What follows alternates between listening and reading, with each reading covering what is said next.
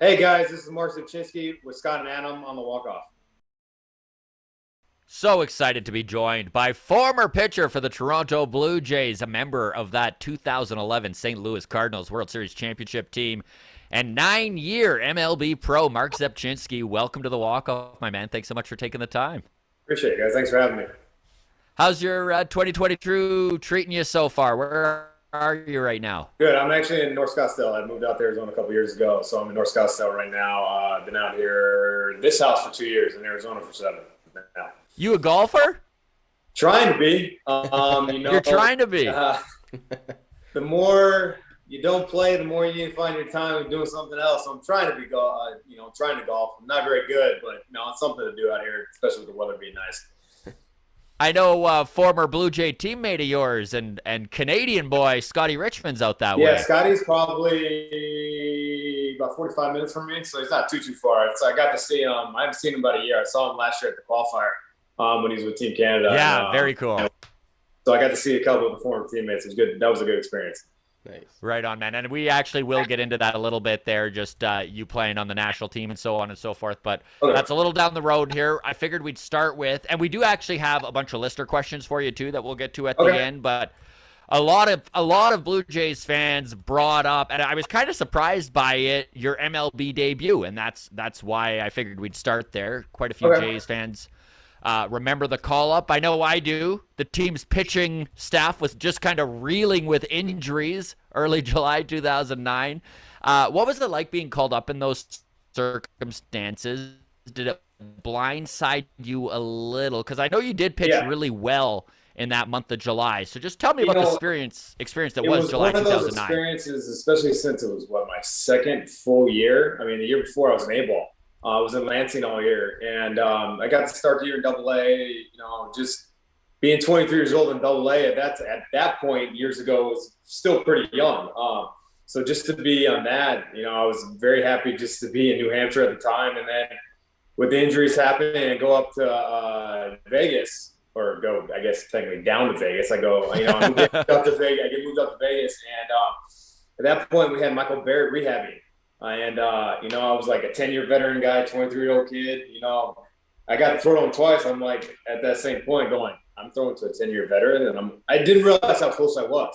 And then before my third start, I got called in the office and was like, you're going to big leagues. I was like, what? Pardon me? I just got here. it was back in the time where you used to spend a full season in every stop. So it was, one for sure blindsided me, and I was like, okay, where am I going? Tampa. I was in Fresno, California. So luckily I knew a couple days before. It actually was kept silent back then, but it was a couple days before I found out. So I actually flew back to Vegas from Fresno, spent the night in Vegas, then flew all the way to Tampa that next day. So it was one of those experiences that it was, every kid's dream. I get a pro ball, and it's like, yeah, I want to play in Vegas. There's not that many of us that actually get these experiences. So at 23, second year up, because I wasn't even big league camp that year, so I knew none of the guys. I knew a couple of them from getting drafted with or playing with at different places, but I didn't really know anybody. It was kind of bittersweet because I walk in the clubhouse, and of course the roster move at that point was to release BJ Ryan, and it was one of those, like, that's one of the best closers in the league, and so it was kind of bittersweet. I was very happy to be up, and then just being a young kid watching baseball, and I'm like, wait, what do they have to do to happen? One of those is like, wait, where? Okay, all right, I'll go pitch. And for me, at that point, going to Tampa was probably the perfect location for me because Tampa, it's a small ballpark. The fan base is there, but they don't fill out every game. I think it was a midweek game, if I remember correctly. It was a perfect experience coming from AAA to there because if you put me in Yankee Stadium, I don't know if it would have gone as well. Well, you actually pitched really well when you were called up. Like that month of July, even though you didn't get your first win until about 3 games in, but still, like, you had a really good month. Was part of that because you were so much like throwing into the fire, you didn't have enough time to really think too much about it? Yeah, probably a combination of that and then not knowing the league or the league not knowing me, kind of just flying by the seat of my pants. Like when you first get called up back, this is 12 years ago. it'd be 13 years ago this July. The video is not as good. There was no minor league video of scouting reports and stuff like that. So when I got called up, I kind of had the advantage for at least a little bit till the league figured me out. It was one of those like getting called up. All right, let's see what I can do. And these days you don't ever see in your debut somebody throwing 109 pitches in 6A. I was very lucky that I did well. I had a rough, I think, fourth inning. But it was Cito just trusted me. I'm like, thank God he did at that point. Because I don't know if it would have even lasted because, like I said, who in their debut throws a 6 innings, 109 pitches? Which means I look back on it could have been a little bit more efficient. But at 23 years old, being, 2 starts above AAA, I can't complain with how I did. But these days in 2022 baseball, I wouldn't have lasted the 6 innings. So I'm very happy. Which is such a truth, but even crazier. Nowadays, you might have been called up at 21, 22. Like it's sure. Interesting to see how the league is skewing younger and younger. Yeah, younger and younger. Hence why I'm probably sitting here without a job kind of situation. But, sorry. It's one of those. At the time, I was I think the second youngest guy that was up. I don't even know who would have been younger. JP wasn't up yet. Yeah. Ricky just made his debut. Cease was there, so Cecil maybe been the youngest guy on the team at that point. Right. We got drafted the same year, and he was probably not even a full year younger than me. So besides that, and we had Doc and 4 rookies. At that point, we were at one of the youngest starting rotations in the league. And that's unfortunately probably one of the reasons why we weren't as good back then because we were just relying. I was the 12th, I think, 12 starter they used in July. But I'm actually happy I pitched well enough to be able to stay up there. No, that's the truth. Like you stuck around that whole 2009 season, and then you were sent back to AAA at the early April in 2010. And I am curious, was it extra tough that first time being sent back down to the minors, or does it matter if it's the first or the 10th time? It sucks every time. It was one of those in 2010. I think I was still trying to figure myself out. I was 24. The end of spring training, which is my only, now politically correct term, IL time. It was back then it was a disabled list, DL. My only DL time my whole career was a broken finger spring. I was March 30th-ish against the Yankees and tried to catch a ground ball barehanded. So I actually got 6 weeks DL time, even though I think after that started, looking back on it, I was probably going to get sent down. So it was one of those, like, I've had one rehab start, and after that rehab start, I got sent down. But I also got my brains kicked in for the first couple starts coming back from my broken finger. I think I gave up video game numbers. If I remember correctly, I always make fun of when I talk to the younger guys now. I gave up 31 hits in 10 2/3. I think something like that. I didn't have full feeling back in the tip of my finger, so I couldn't get through my breaking ball and through my fastball at that point. But nothing hurt. So that was probably the more shell shocker of trying to have to pitch in the PCL than it was probably getting sent down because I think I still had a lot to work on. That 2010 was probably one of the hardest years of my career, at least at my younger point, that I wasn't shocked being there. And I knew I was going to get back. And I had some stuff to figure out physically, mentally. But I always was that guy that was able to bounce back from failure. So I didn't really count it as failure. I counted it as like work at that point. I was 24. I was happy to be in AAA at 24 at that point, and it was one of those, and I was making, 6 figures in AAA. I'm like, I had nothing to complain about being in AAA at that. I think when I got sent back down, I was making a little over $100,000. I'm like, okay, I'm playing baseball for $100,000. This is awesome. It didn't matter who I was at that point. So it was one of those. It was just a learning experience. The 2010 season, I think, helped me with the longevity of my career. Even though the next year I got turned into reliever. Former Mel Queen sent me down, and I don't know how much cuss words I'm allowed to say, but let's just say there was a lot going on in that. Mel was a ball buster, old school. Helped Doc get to where he was, and he pulls me down actually in Vegas because at that point I had trouble trusting my sinker at that time.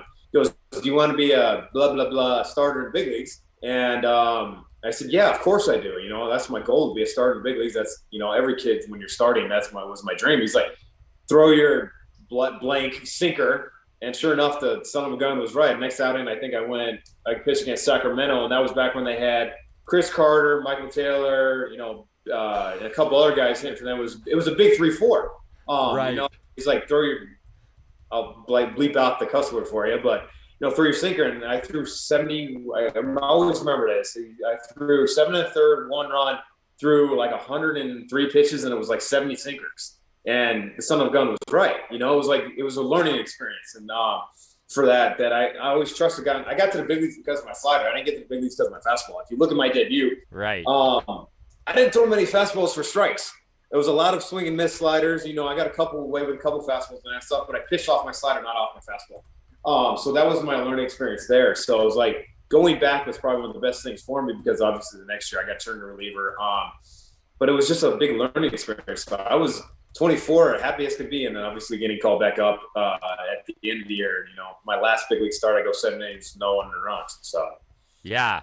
What was that transition to becoming a reliever like? Like, did you struggle with the change mentally at all? Like, was it a struggle? It was one of those in spring training in 2011.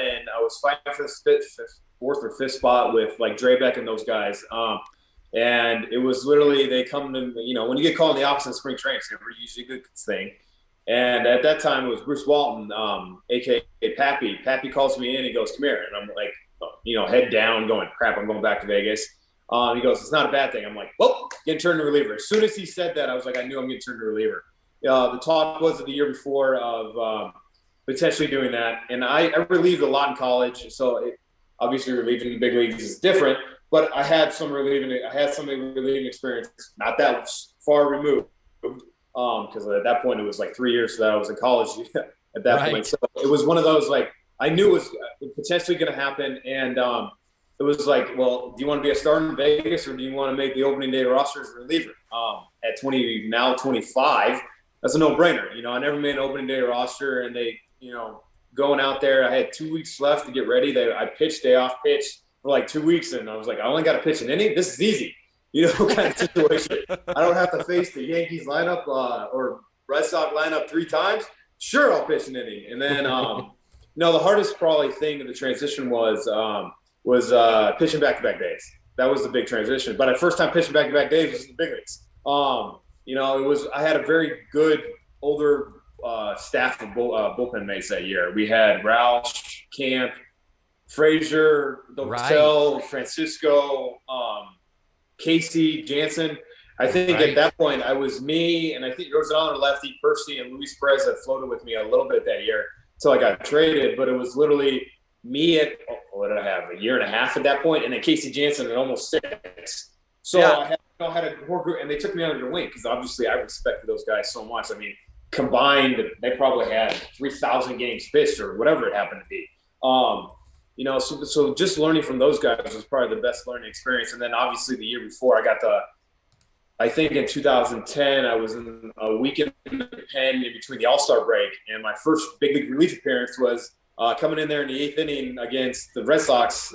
Cito throws me out there against Scudero, who was hitting second, Nava, and Ortiz. And, that was my first big relief experience in pro ball, kind of per se, and it was facing the Red Sox, and I'm nervous as can be. And pitching the 8th inning, which, mind you, I never even had a start getting into the 8th inning. So it's the first time pitching the 8th inning in the big leagues. So, Scott Downs. Scott Downs is probably one of my biggest mentors. At least learning how to pitch to lefties because, I had a good idea, but I didn't know that sinkers in actually was really effective against lefties, thinking in my mind, down and in, not a good pitch against lefties. Well, left on left and was a really good pitch. So that kind of it's where I am today, being able to so good at getting left-handers out because I wouldn't say perfected that pitch, but it became a dominant pitch against them. So just having a core group of guys that I flew by the seat of my pants and went, all right, let's learn, let's fly, and let's see where it can go. And the only thing that I had to tweak that took a learning experience was the routine. Start a routine, you work out this day, throw your bullpen, blah, blah, blah, blah. I tried doing the starter workout program for the first year in 11, and I lasted till about July. And I went, I can't do this anymore. My body's not bouncing back. And so I talked to younger guys, and they kind of, or the older guys, and they kind of went, do this, and this. I'm like, all right, I will do that. Less is more, one's reliever. You don't need to go out there and get a workout in if you got to go out there and pitch 3 days in a row kind of situation. my mind had to flip. That was probably the hardest thing, was just getting a different routine and understanding that sometimes you don't always have to work out. You don't always have to run, The most important thing is going to get that person out that night. So what an advantage of a young pitcher to have a group of veteran guys that are willing to show you and let you pick their brain and stuff. That's great. Yeah, it was that experience, and then talking with Pappy at that point, because I had a rough June. I always remember it was a rough June. When I say a rough June, a bad week. I couldn't throw a strike. It was one of those, being a young guy, when you can't throw a strike, you think you're going back down to AAA. And I think it was off the field at the hotel that Pappy sat me down. He saw I was frustrated. We just played Kansas City. I think I faced 5 guys or 6 guys, and I lost 5 of them. I threw 12 straight balls at one. And, it was just a bad week. And I was sitting there with my head down going, he goes, "What the hell's wrong, kid?" And he's like, "You have one of our best relievers." I think right at a 3 after that week, but before that week I had a sub 3. He's like, "When you're a best relievers, what the heck are you worried about?" I'm like, "I'm worried about going back to AAA, blah, blah, blah." He says, "You're not going anywhere. Like, stop worrying. Like, bad weeks happen as relievers." And sure enough, he's like, and I put it together, and I put a good month, and then I ended up getting traded.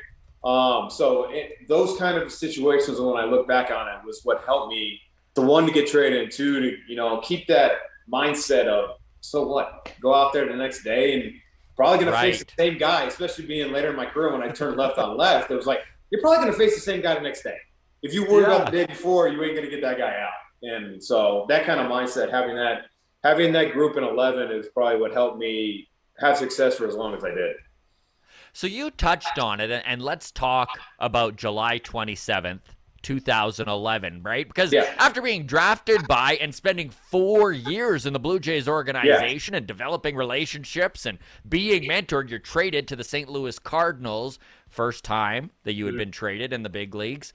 Were you expecting to be moved, and what was that experience like? I was not expecting to be moved because of being so young and having control.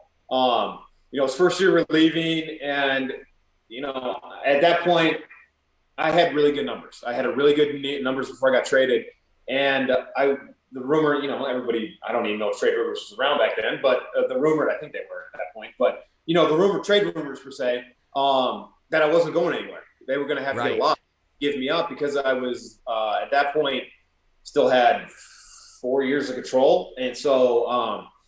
I didn't think I was going anywhere. And then obviously when they worked it out, I got the phone call. I was actually headed to the ballpark because I lived at Soho, a couple minutes from the ballpark at Soho, the apartment complex. That's literally 3 blocks from the whole field. So I was about to get rest and get going. And all of a sudden I get a phone call from Alex. And I'm like, he's like, "Hey, Alex, what's going on?" He's like, "Hey, we just traded you." I went, "What?"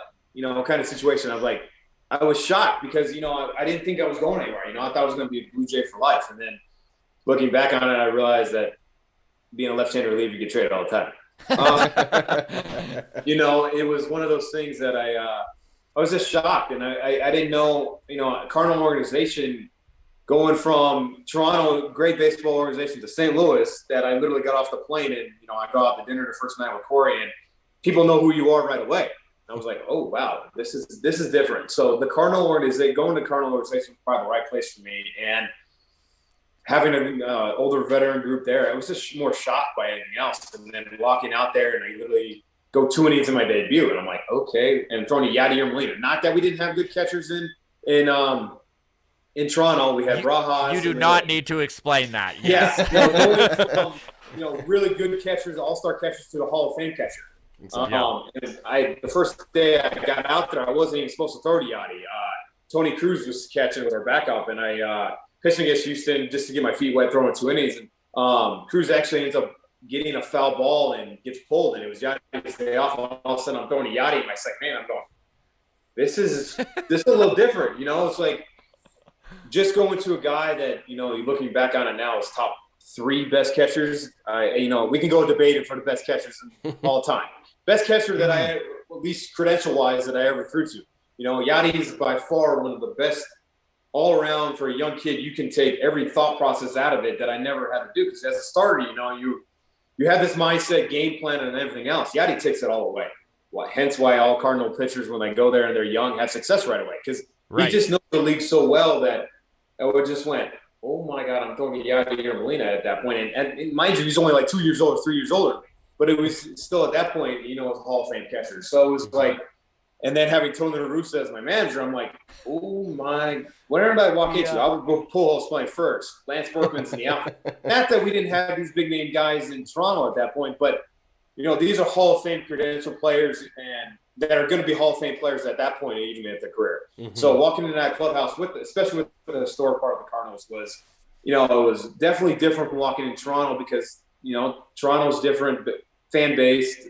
At least at that point, we weren't very good at that point. Going to St. Louis to a playoff. Oh, we remember. Yeah.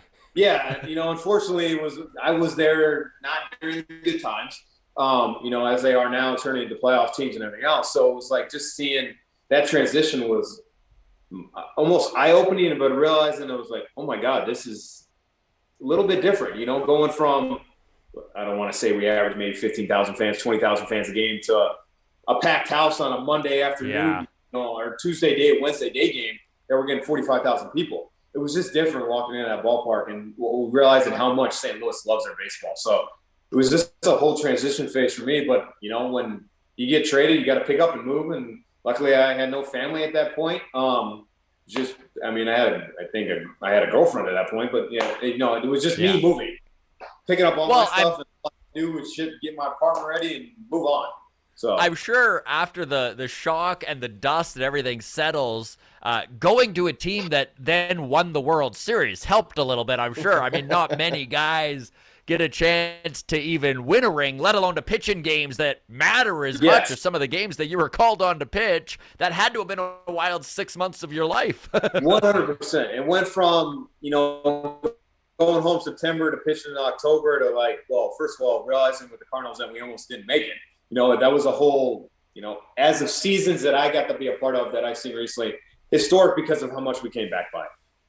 You know, coming back, I think it was 9.5 or 8.5 or something like that going in September that, you know, nobody does that. You know, no team does that. And, you know, luckily we got hot and luckily a couple teams decided not to get hot. You know, now the World Series champ Braves, you know, kind of, I don't want to say choke, but you know they lost some games that they probably should have won. Petered out, that's for sure. Yeah, you know, I mean that team was really good, but we lucked out and getting in the last game, and then going in there and like literally sitting by our phone thinking or sitting by the TV waiting for either going to play one game 163 in Atlanta or going to Philly to go play a division series, and it was like, all right, what do we do? And then all of a sudden they ended up, I think they went like 13 innings or extra innings, and Philly ended up beating Atlanta, and hence then we would turn around and go to Philly, and it was just, we weren't supposed to be there, but we were at the hottest team at the right time and had luck go all our way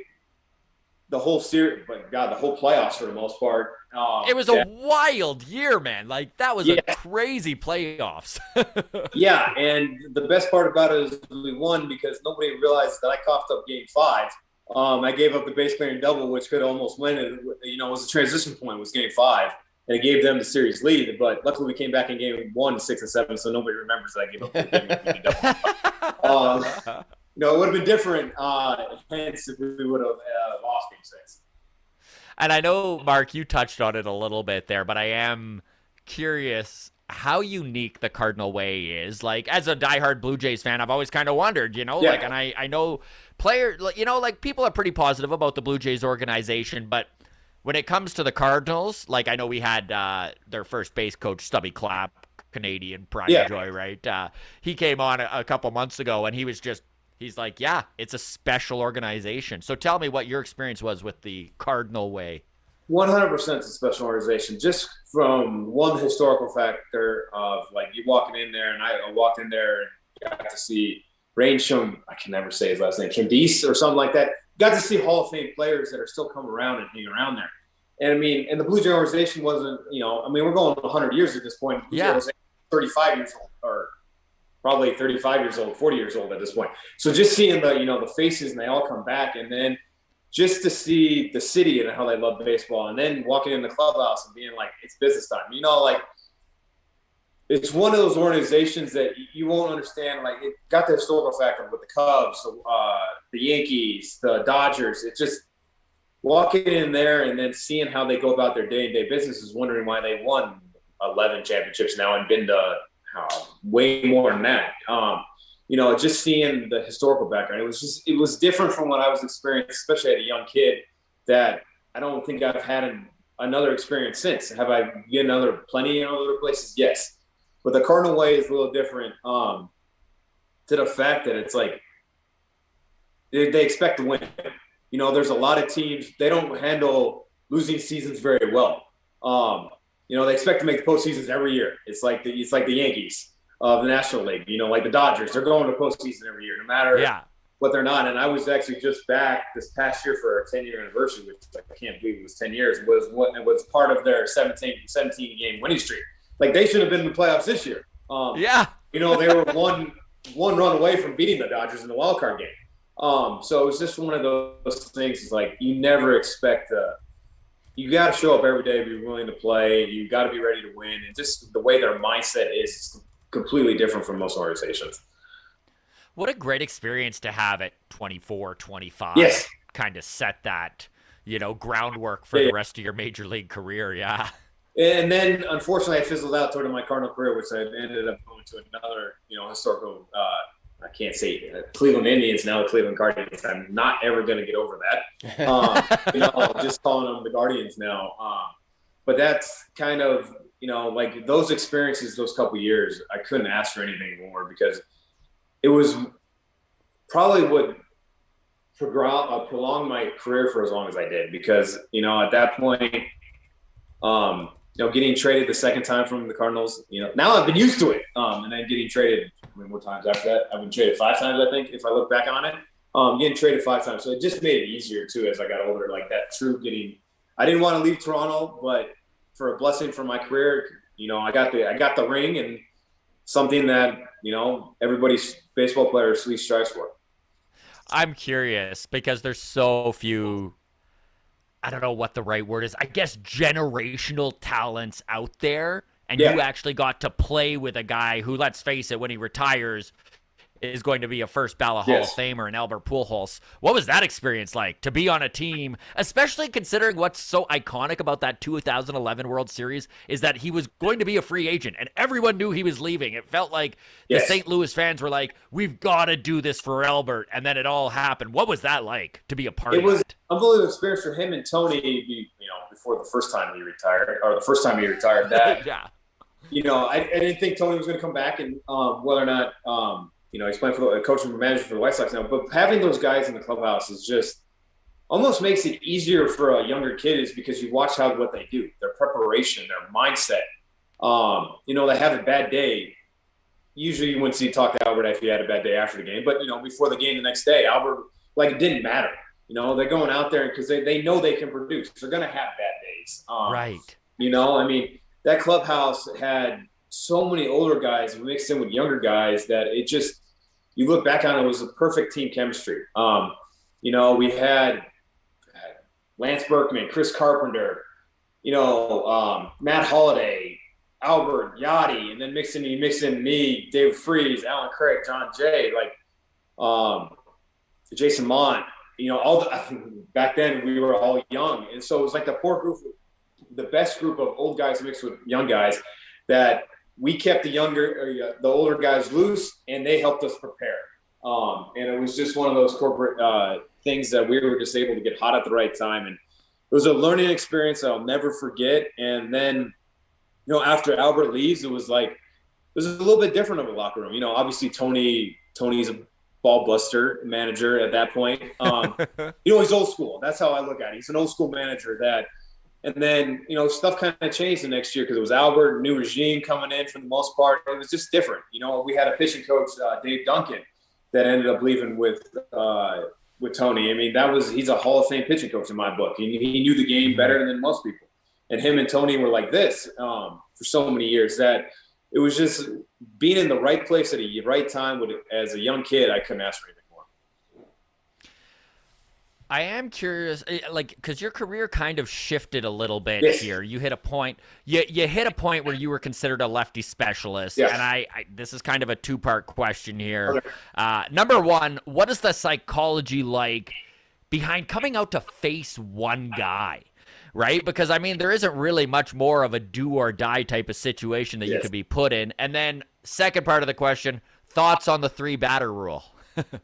Uh, so the mindset with being left on left, which, mind you, in 2011, I was not left on left. I shouldn't say that. I was a jack of all trades in 2011 as a reliever. Farrell made it to a point, and so did Tony, to where if there was a big lefty situation or a big, left, right, left situation, I'd go get him. But then if I didn't pitch for a couple of days, I'd go get 2 to 3 innings. I remember going 3 innings against the Dodgers or the Rockies. And we're getting blown out, and Tony didn't pitch me for a couple of days. I'd go get 3 innings. And I did it a couple times with Toronto. So that transition later on in my career, I realized that, one, I developed some really bad habits facing right-handed hitters out. But the mindset, especially coming in there to face one lefty, you're living or die per pitch. You got to be ready from that one pitch. You don't get time to, adjust, learn, go out there, and you got to fight per pitch. But at the same time, have the shortest memory possible, because you can make a bastard pitch and get a ground ball, broken bat single, and then all of a sudden your day's done. He comes around to score. Right. That's probably the most frustrating part. Being that is, like, you do everything in your job, to get him out, and he saves for them how he gets on base. And he ends coming around and scoring. So you got to just realize that ERA does not matter. I took pride into, when I came in there, I cared more about inherited runners than probably anybody else did. Because my job to come in there and face one guy out is keep those guys from scoring. Especially with runners on. That's what the pride I took it part in. So it was just realizing I have to be ready for pitch one, and at the same point, having a short memory, because sometimes it doesn't always go your way, and guess what? You're probably out there the next day facing the same guy.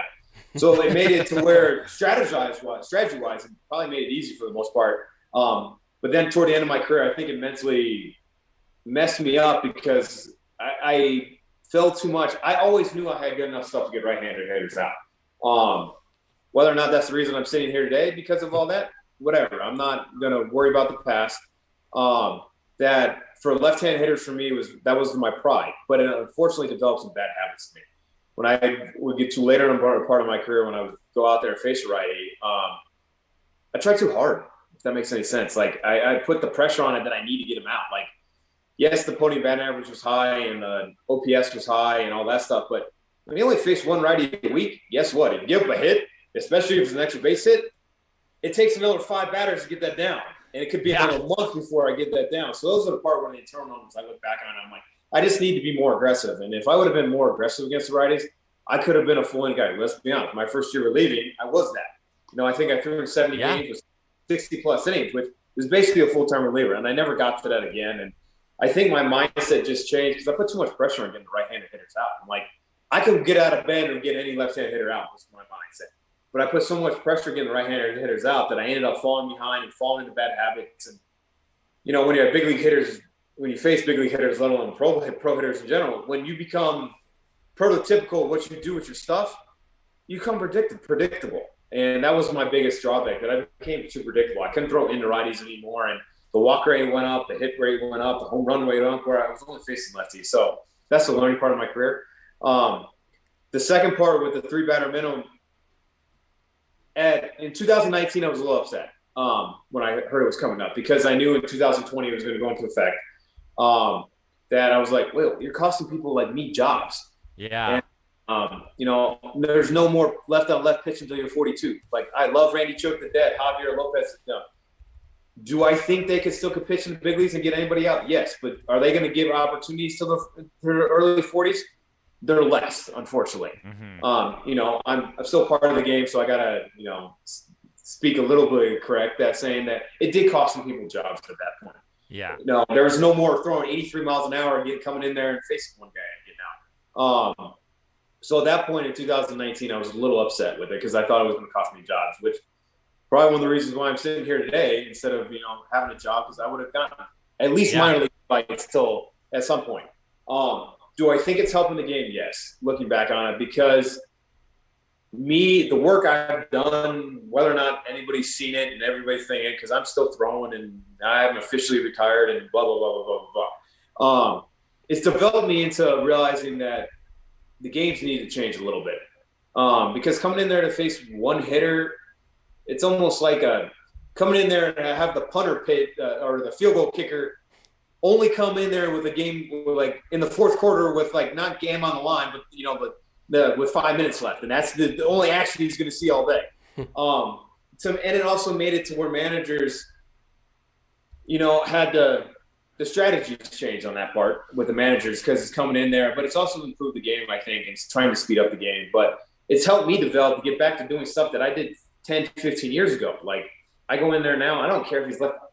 My bag of tricks is bigger against right-handed hitters now than it was against lefties. And I know not many people have seen it. I just know personally, and my spring training 2020, it was very short with you guys. But in the 4 games, I threw 3 2/3 and didn't get a hit. Whether or not that matters, and those are just my numbers. And I was lefties against righties, and it didn't really matter. I don't really care who's in the box now.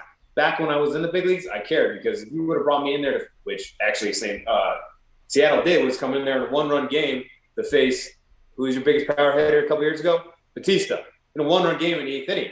And I'm going, what am I getting loose for right now? So that's where my mind was at that. I ended up finding out that they wanted something running away from his bat, and I actually got him to ground out. But it put more of a shock in my mind. Like, why do you bring me in there to face those kind of situations where I fell into that trap of being only facing left-handed hitters out. So it is a good way to go about it. Do I feel like it's changed the game a little bit? Yes, of course. And it speeds some things up, but it's also changed the old school managers' minds of like, can't just face one guy anymore. You got to leave him out there. Or if you plan on facing one guy, you better make sure he gets him out, or what are you going to do after? Like I always bring it up with like the Padre organization having Hosmer. I always face Hosmer when he was in Kansas City. And then all of a sudden you have now Tatis around him, Machado around him. Like, you bring in a lefty to face Hosmer with the plans of not if he doesn't get him out, then all of a sudden you got to face Machado up with the runners on base. So those kind of mindsets where the game has changed. So I think it's helped out. Yes. Was I bitter about it? Of course, for a little bit, because that's how I pitched in the big leagues for so long. I got the 500 games not by being a full reliever. I got the 500 games with going out there and facing one lefty. So I understand the change. I've accepted the change now, but of course, at the current point, I was a little upset by it. Well, I know when you touched on it very briefly there that you did have a short second stint with the Jays organization in 2020, and then were released as the pandemic was ripping the world and baseball apart. I mean, 60-game season, 0 minor league baseball. Do you feel in different circumstances you may have been given more opportunities to try and continue to chase that major league career? Yeah, 100%. Because I got the camp with the Jays actually literally right when games started. Ross was the assistant GM in Cleveland, where I had a lot of success in my career. Yeah. So he's seen me pitch for a while, and then ironically, the pitching guys that I use based out of California work with Joe Sheehan a little bit. So we sent my video. Okay, yeah. They sent my video to Joe. Joe sent my video to Ross. Ross personally calls me up and goes, "Hey, can you do a tryout in Dunedin on Friday?" Mind you, I live in Arizona. I found out on Wednesday, and I'm like, at that point in my career, I was like, "Of course I'll be there. I'll do anything." That was back before you could do stuff in person, tryouts and stuff like that. Go on a backfield and throw where nobody even knew I was there. And then, sure enough, by Sunday, I signed a contract, minor league contract, and Monday I'm doing my physical. That Saturday I'm in a game. So could I have think they gave me every opportunity as being an old guy. Now, mind you, I was the oldest guy in that locker room with them. At 30, what was I, 35 at that point? Yeah, going to be 35 at that point. I was the oldest guy in that locker room, so it was different from going from the youngest guys now the oldest guy in the locker room in the same place.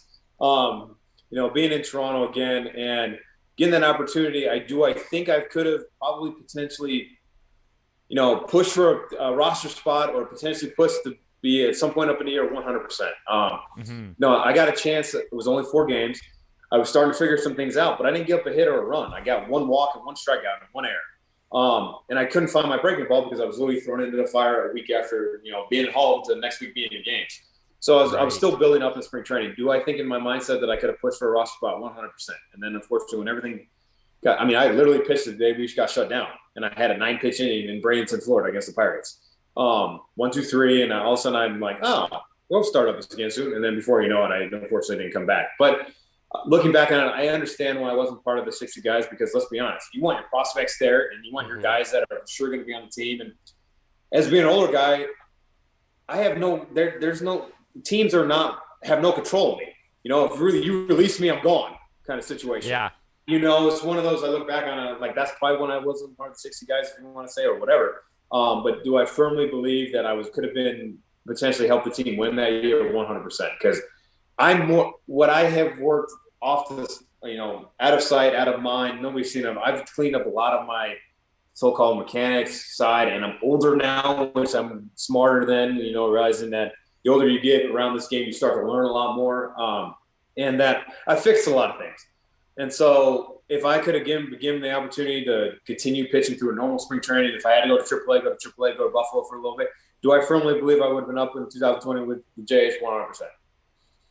I know when I saw you signed, I was such a big fan when you first came up with the Jays, just because you did kind of find lightning in a bottle, yes. Like you were brought up in such a weird situation and everyone was getting injured and we just watched Cecil come up and then you come up and these young kids are all of a sudden winning games for us. Like I was rooting for you and I was really curious on your perception if the pandemic really kind of held you back.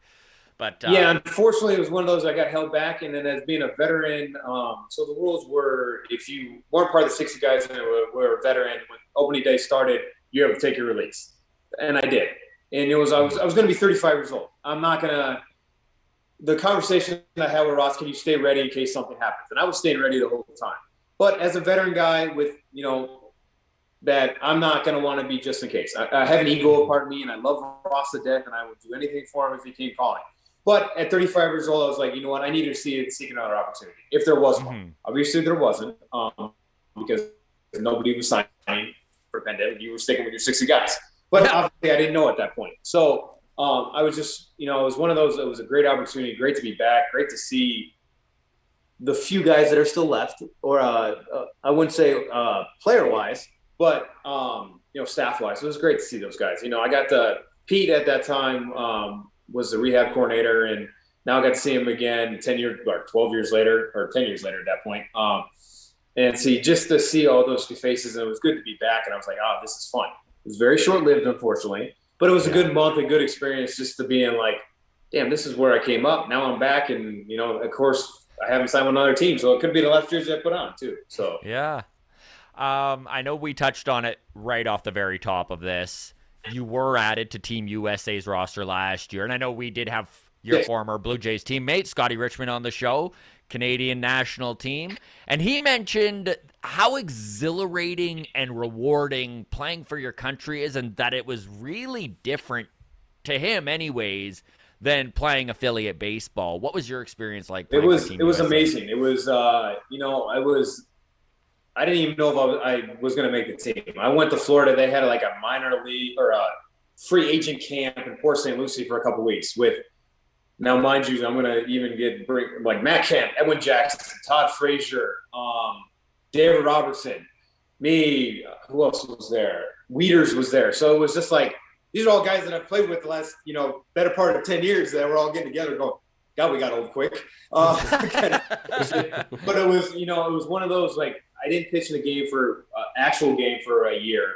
That just being back, and it was like a crash course, spring training, get 3 weeks. Can you be ready? Sure. And then all of a sudden we unfortunately had a guy, because I was the last guy added to the roster. But we had a guy go down with, I think, an elbow injury, a minor league kid. And then Sosha comes up to me on the last day and goes, hey, you made it. I'm like, it felt like I was told I was making an open day roster again kind of situation. Or like you're part of the big league team per se. Because it was the first time where I was told I made a team in 2.5 years kind of situation. And it's the first time I've been told I made a team without having the contractual background of being on the team already. you know what I'm saying. Right. Like, 19, I was with the Diamondbacks, and I got sent down the last week of camp, actually the last day of camp, and then 20 got released. So I haven't pitched in the big leagues in 18, but I haven't had to make it team for 7-8 years kind of thing. So it was like I was like a little kid again, pitching. And then of course I pitched in the first game against Nicaragua. I'm sitting there, I pitched in 2 exhibition games, did really well, but pitched in a real game that mattered in 2 years. And I'm sitting there watching us win, winning. We're up 4 runs going the 9th inning. And all of a sudden we have second and third, 2 outs. We're getting Robertson loose. We're hitting at the top of the 9th. And they call down and say, "Hey, Zep, can you get ready?" I go, "What?" It's like that mindset where luckily I did it long enough where I could flip and get ready with one hitter, but it was like, okay, let's see what happens. I was able to get 1, 2, 3 inning and then go out there and pitch and watch this win. It was an unbelievable experience. Now I didn't get the part to be an Olympic team. Well, it was the ultimate goal, but whatever roster decision they decided to make, I didn't get to be a part of it. But playing for those guys and seeing all the different countries, and it was like, I've been told it was like the World Baseball Classic, but obviously on a smaller base. But obviously playing for the Olympics is different than playing for the World Baseball Classic. So just being a part of that celebration, it was, I got to play for team qualifier with the part of the going to the Olympic team World Series. Like those are comparable because you're not just playing for the name on, the back or just an organization. You're playing for your country. So it was an unbelievable experience. I wish I could have been part of the team in Tokyo. But, I wasn't, but whatever. But I had a great time with it, pitched well enough. So at the end of the day, that's looking back on it, that's all I can take away from it is like, I did my job and I had an unbelievable experience doing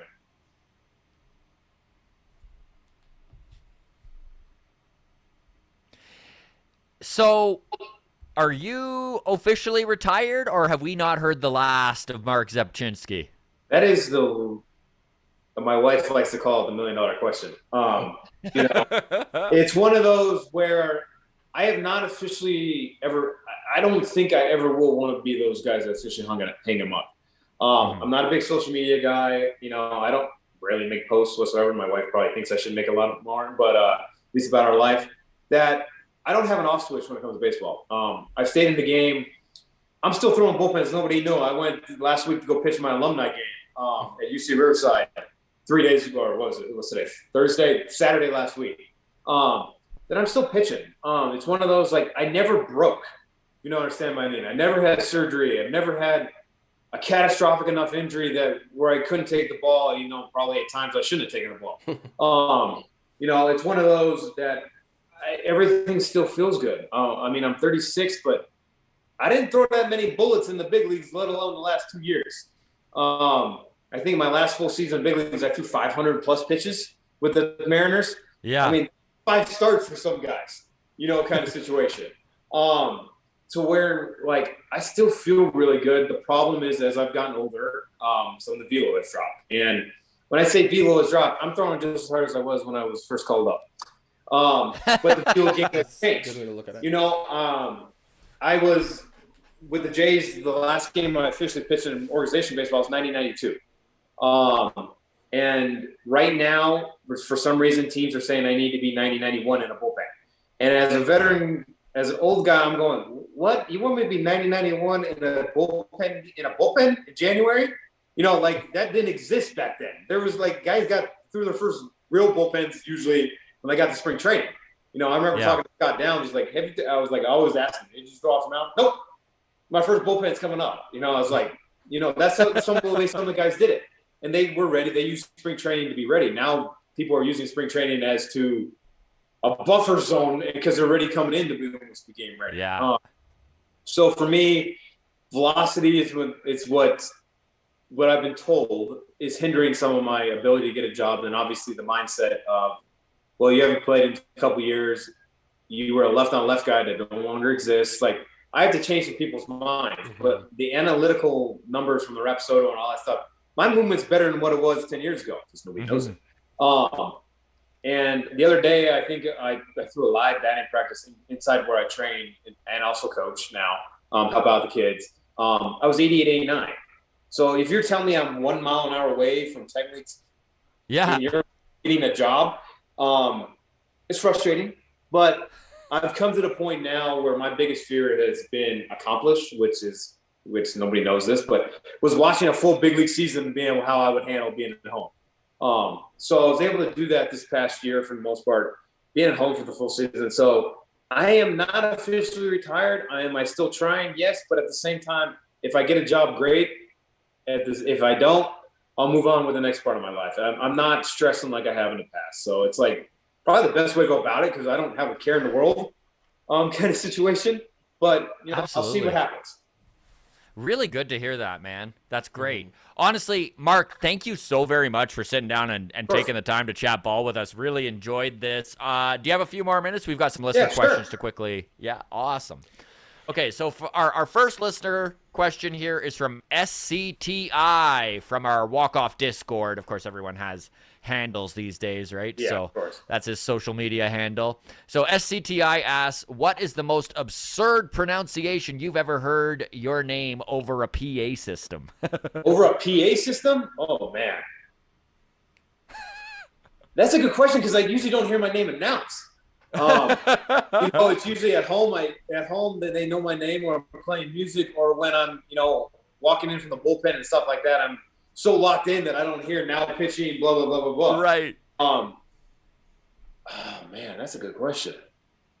I've heard so many people butcher my name or my life that I'm more surprised if they get it right.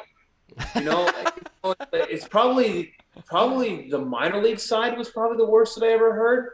Because in the big leagues, you get the program and they phonetically spell it out for you. Phonetically have it there for them. Yeah. So, I never really heard it butchered in the big leagues. It's probably the minor leagues. Some like this back before video and all that stuff, and before I was a name that probably going to one of the probably first seasons in the New York Penn League, which probably one of those seeing because it was like, wait, that's my name, but you're not even saying anywhere close. So it's been years. I couldn't even tell you that, but.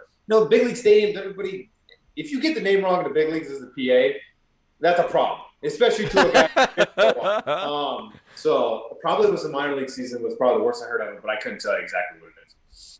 Well, I mean, people have messed it up enough. You've developed the nickname of Scrabble, so obviously it's a thing that you've just dealt with your whole life. Which, by the way, is not in the baseball realm in clubhouses. That is a outside media social world that I actually got from somebody in Toronto that I couldn't tell you who it was, but at that point, and then going to St. Louis was how it stuck. So that is a fan base name.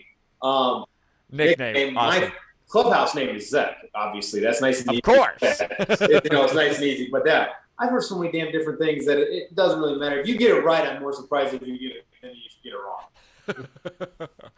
So your next question is from Wendy in Timmins, Ontario, messaged us on Twitter. She says, hey, Marc, super cool you're doing the show. I've always wondered how often the wives and girlfriends go on the road with the players. And did your wife ever come on many road trips with you? It depends on the family based, I think. My wife, we don't have kids. When you don't have kids, it's a lot easier to travel. Right. And honestly depends on the city. Every wife wants to go to New York, Chicago. My wife's been to Toronto once because I think she came in 2017 when I was with the Mariners because she never got to experience Toronto before that. I met her in Cleveland.